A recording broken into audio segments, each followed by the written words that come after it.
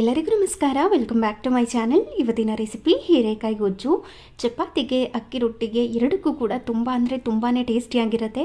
ಮಾಡ್ಕೊಳ್ಳೋದು ಕೂಡ ಅಷ್ಟೇ ಸುಲಭ. ಇದನ್ನು ಮಾಡ್ಕೊಳ್ಳೋದಕ್ಕೆ ಒಂದು ಪ್ಯಾನ್ ಬಿಸಿ ಮಾಡಲಿಕ್ಕೆ ಇಟ್ಕೊಂಡು ಅದಕ್ಕೆ ಸ್ವಲ್ಪ ಎಣ್ಣೆ ಕಾದ ನಂತರ ಕಡಲೆ ಬೀಜನ ಹಾಕಿ ಇದನ್ನು ಸ್ವಲ್ಪ ಹೊತ್ತು ಫ್ರೈ ಮಾಡ್ಕೋಬೇಕು.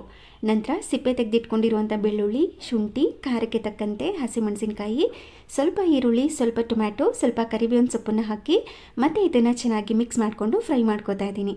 ನಂತರ ತುರಿದಿಟ್ಕೊಂಡಿರುವಂತಹ ಕೊಬ್ಬರಿ ತುರಿನ ಸೇರಿಸಿ ಅರ್ಧ ಸ್ಪೂನಷ್ಟು ಜೀರಿಗೆ, ಅರ್ಧ ಸ್ಪೂನಷ್ಟು ಧನಿಯಾ ಕಾಳುಗಳು, 1 ಸ್ಪೂನಷ್ಟು ಬಿಳಿ ಎಳ್ಳನ್ನು ಹಾಕಿ ಮತ್ತು ಇದನ್ನು ಚೆನ್ನಾಗಿ ಮಿಕ್ಸ್ ಮಾಡಿಕೊಂಡು ಫ್ರೈ ಮಾಡ್ಕೋಬೇಕು. ಆದಷ್ಟು ಲೋ ಫ್ಲೇಮ್ ಟು ಮೀಡಿಯಂ ಫ್ಲೇಮ್ನಲ್ಲಿ ಇಟ್ಕೊಂಡು ಫ್ರೈ ಮಾಡ್ಕೊಳ್ಳಿ. ಕೊನೆಯಲ್ಲಿ ಇದಕ್ಕೆ ಸ್ವಲ್ಪ ಕೊತ್ತಂಬರಿ ಸೊಪ್ಪು, ಅರಿಶಿನ ಪುಡಿನ ಹಾಕಿ ಇನ್ನೊಮ್ಮೆ ಚೆನ್ನಾಗಿ ಇದನ್ನು ಮಿಕ್ಸ್ ಮಾಡಿ ಕಂಪ್ಲೀಟಾಗಿ ಕೂಲ್ ಆಗೋ ತನಕ ಬಿಟ್ಟು ಕಂಪ್ಲೀಟಾಗಿ ಕೂಲ್ ಆದಮೇಲೆ ಇದನ್ನು ನೀರನ್ನು ಸೇರಿಸಿ ಸ್ಮೂತಾಗಿ ಪೇಸ್ಟ್ ಮಾಡ್ಕೋಬೇಕು.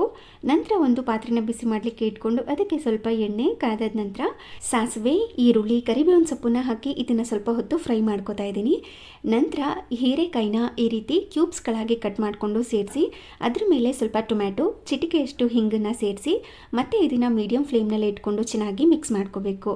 ಹೀರೆಕಾಯಿ ಸ್ವಲ್ಪ ಸಾಫ್ಟ್ ಆಗಿರುತ್ತೆ. ಮಧ್ಯದಲ್ಲಿ ಸ್ವಲ್ಪ ಉಪ್ಪನ್ನು ಸೇರಿಸಿ ಫ್ರೈ ಮಾಡ್ಕೊಳ್ಳಿ. ಆವಾಗ ಹೀರೆಕಾಯಿ ತುಂಬ ಚೆನ್ನಾಗಿ ಬೆಂದಿರುತ್ತೆ.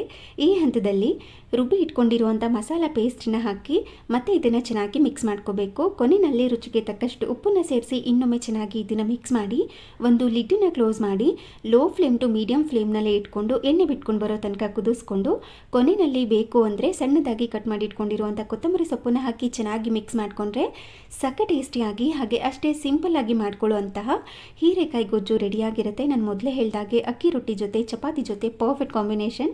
ಈ ರೀತಿ ಒಮ್ಮೆ ಟ್ರೈ ಮಾಡಿ ಹೇಗೆ ಬಂತು ಅಂತ ಕಮೆಂಟ್ ಮಾಡಿ ತಿಳಿಸಿ. Thank you.